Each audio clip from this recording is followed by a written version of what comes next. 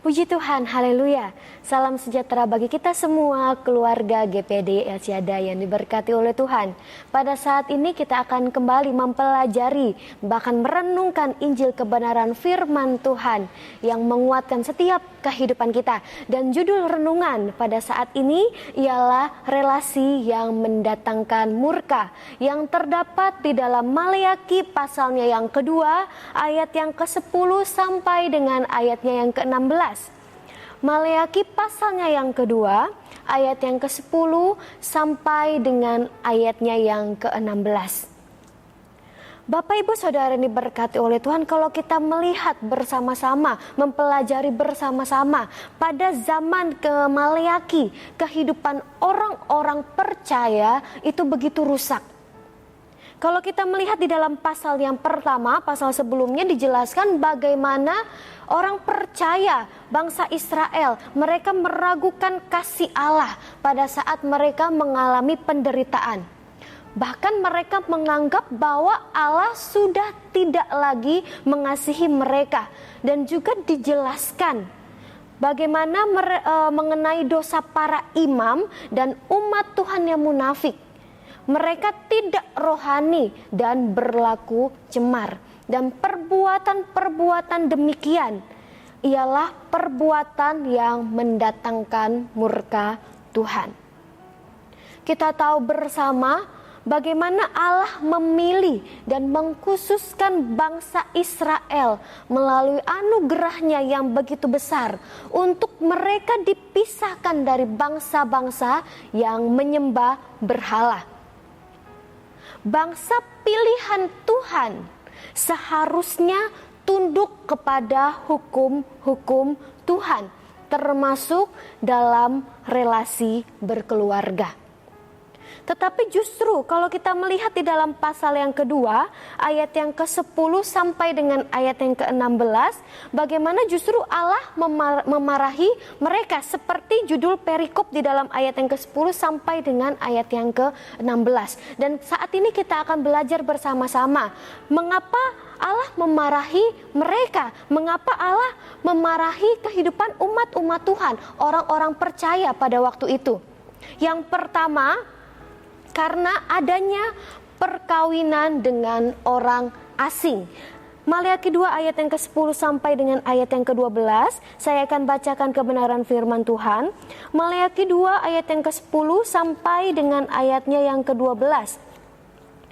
Bukankah kita sekalian mempunyai satu Bapa? Bukankah satu Allah menciptakan kita? Lalu mengapa kita berkhianat satu sama lain dan dengan demikian menajiskan perjanjian nenek moyang kita? Yehuda berkhianat dan perbuatan keji dilakukan di Israel dan di Yerusalem. Sebab Yehuda telah menajiskan tempat kudus yang dikasihi Tuhan dan telah menjadi suami anak perempuan Allah asing. Biarlah Tuhan melenyapkan dari kemah-kemah Yakub segenap keturunan orang yang berbuat demikian, sekalipun ia membawa persembahan kepada Tuhan semesta alam. Umat Israel dilarang kawin campur dengan bangsa lain, seperti yang ada di dalam Keluaran pasal yang ke-34 ayatnya yang ke-16. Bahkan kalau kita lihat di sini, Maleakhi menegur umat-umat Tuhan, menegur perkawinan campur dengan istilah seperti yang terdapat di dalam ayat yang ke-11, dengan istilah menjadi suami anak perempuan Allah asing. Ini memiliki arti perkawinan antara orang percaya dengan orang-orang yang tidak percaya. Dan mengenai perkawinan ini merupakan hal yang serius di mata Tuhan. Perkawinan orang percaya dengan orang yang tidak percaya ialah suatu hal yang mendatangkan murka Tuhan. Mengapa demikian? Sejenak kita melihat di dalam Ulangan pasalnya yang ke-7, ayatnya yang ke-3 sampai dengan ayat yang ke-4. Saya akan baca kebenaran firman Tuhan. Ulangan 7 ayat yang ke-3 sampai dengan ayat yang ke-4. Janganlah juga engkau kawin mengawin dengan mereka. Anakmu perempuan janganlah kau berikan kepada anak laki-laki mereka, ataupun anak perempuan mereka jangan kau ambil bagi anakmu laki-laki. Sebab mereka akan membuat anakmu laki-laki menyimpang daripadaku, sehingga mereka beribadah kepada Allah lain. Maka murka Tuhan akan bangkit terhadap kamu, dan ia akan memunahkan engkau dengan segera. Mengapa perkawinan orang percaya dengan orang yang tidak percaya itu mendatangkan murka Tuhan? Yang pertama, karena orang-orang yang demikian tidak mentaati apa yang menjadi hukum Tuhan, atau mereka menyimpang dari hukum Tuhan. Sebagaimana dikatakan pada ayat yang ketiga, ada satu larangan untuk mereka tidak mengawinkan dengan orang asing. Dan ketika adanya suatu larangan tetapi tetap dilakukan, mereka melanggar hukum-hukum Tuhan. Lalu yang kedua, mengapa perkawinan orang percaya dengan orang yang tidak percaya mendatangkan murka Tuhan? Karena besar kemungkinan dengan mudah orang percaya itu terbawa di dalam ketidakpercayaan dari orang-orang yang tidak percaya. Itulah sebabnya Allah tidak menginginkan relasi yang seperti ini. Itulah sebabnya relasi yang seperti ini mendatangkan murka Allah. Satu contoh di dalam Alkitab yang kita lihat bersama-sama di dalam Nehemia pasalnya yang ke-13 ayatnya yang ke-26. Nehemia 13 ayat yang ke-26, kita melihat dari kehidupan Salomo. Saya akan bacakan Nehemia 13 ayat yang ke-26. Bukankah Salomo Raja Israel telah berbuat dosa karena hal semacam itu? Walaupun di antara begitu banyak bangsa tidak ada seorang raja seperti dia, yang dikasihi Allahnya dan diangkat oleh Allah itu menjadi raja seluruh Israel. Namun dia pun terbawa ke dalam dosa oleh perempuan-perempuan asing itu. Kita tahu bagaimana kehidupan Salomo. Siapakah yang lebih bijak darinya? Siapakah raja yang lebih kaya dan lebih agung darinya? Bahkan dikatakan hikmat Salomo ialah hikmat dari Tuhan yang luar biasa. Tetapi Salomo jatuh karena dia mencintai banyak perempuan asing. Bahkan kalau kita melihat di dalam ayat yang ke-27, bagaimana perkawinan dengan orang asing melainkan suatu kejahatan besar. Itulah sebabnya relasi yang seperti ini, relasi antara hubungan orang percaya dan orang yang tidak percaya, itu mendatangkan murka Tuhan. Selain perkawinan dengan orang asing, mengapa Allah memarahi umat Tuhan pada waktu itu? Yang kedua ialah karena mereka tidak menjaga relasi berkeluarga di dalam kesetiaan. Kita kembali lagi di dalam Maleaki pasalnya yang kedua. Maleaki pasal yang kedua ayat yang ke-13 sampai dengan ayatnya yang ke-17. Maleaki pasal yang kedua ayat yang ke-13 dan ayatnya yang ke-17. Dan kalau kita membaca ayat-ayat ini, kita akan menemukan pengertian yang dimaksud ialah mereka yang tidak setia dengan pasangan mereka dan adanya suatu perceraian di dalam hubungan mereka. Mereka tidak menjaga relasi berkeluarga dalam kesetiaan. Umat Tuhan yang rusak relasinya dengan pasangan mereka, yang tidak menjaga relasi mereka dengan kesetiaan, ialah umat Tuhan yang palsu, dan Allah sangat-sangat membenci perbuatan yang demikian. Allah sangat membenci relasi yang seperti ini. Bahkan hal yang mengerikan, bahkan dikatakan dalam firman Tuhan, tangisan pertobatan mereka tidak akan diterima oleh Tuhan sebelum mereka memperbaiki relasi mereka dengan pasangan mereka. Bapak, Ibu, Saudara yang diberkati oleh Tuhan, Tuhan sangat menuntut kesetiaan kepada perjanjian, perceraian, perselingkuhan, bahkan menginginkan orang lain yang bukan pasangan, ialah hal-hal yang sangat-sangat dibenci oleh Tuhan. Tidak peduli berapa banyak persembahan yang diberikan.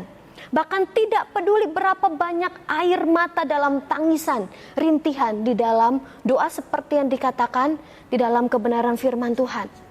Jika seseorang tidak setia kepada pasangannya, Tuhan membenci hal yang demikian.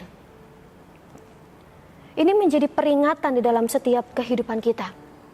Terlebih kehidupan berkeluarga, di dalam relasi antara suami dan istri, adalah suatu perjanjian di dalam kesetiaan.